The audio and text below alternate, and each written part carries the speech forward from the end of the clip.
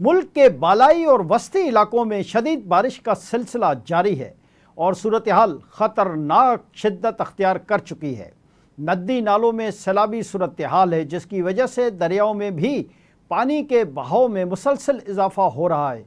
یہ صورتحال مستقبل قریب میں سندھ کے لیے خطرے کی گھنٹی ثابت ہو سکتی ہے اور آنے والے دنوں میں سندھ میں سیلابی کیفیت بھی پیدا ہو سکتی ہے۔ ملک بھر میں بارشوں کے حوالے سے خبر ہے کہ راولپنڈی میں سیلابی صورتحال پر وزیر اعظم شہباز شریف نے ہنگامی اجلاس طلب کر لیا ہے۔ خبر ہے کہ وزیر اعظم نے ایم ڈی اے، واسا، کمشنر، ڈپٹی کمشنر اور چیف سیکرٹری پنجاب سے رپورٹ طلب کر لی ہے۔ واضح رہے کہ راولپنڈی اور اسلام آباد میں کل رات سے ہونے والی موسلا دھار بارش نے جل تھل کر دیا۔ 230 ملی میٹر سے زائد بارش کے بعد نالہ لئی میں پانی کی سطح بلند ہو کر گوال منڈی پل پر پانی کی سطح 23 فٹ جبکہ کٹاریاں میں 22 فٹ بلند ہے۔ نشیبی علاقوں میں گلیوں اور سڑکوں پر پانی جمع ہو چکا ہے۔ ریسکیو، واسا اور سول ڈیفنس سمیت تمام ادارے ہائی الرٹ ہو گئے۔ نالہ لئی میں پانی کی سطح بلند ہونے کے باعث خطرے کے سائرن بجا دیے گئے ہیں۔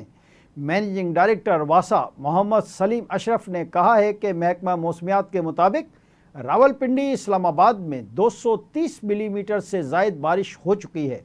عملہ اور ہیوی مشینری نشیبی علاقوں میں موجود ہے۔ نالہ لئی میں پانی کی سطح تیزی سے بلند ہو رہی ہے۔ کٹاریاں کے مقام پر 20 فٹ اور گوال منڈی پل پر پانی کا بہاؤ 19 فٹ ہے۔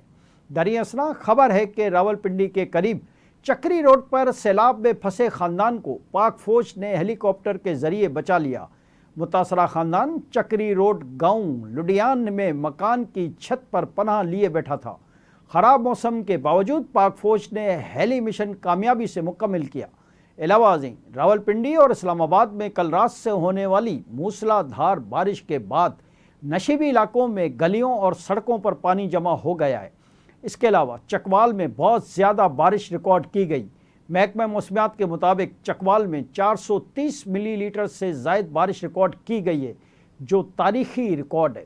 بارش کی وجہ سے چکوال اور ملاقہ علاقوں میں بھی سیلابی صورتحال ہے۔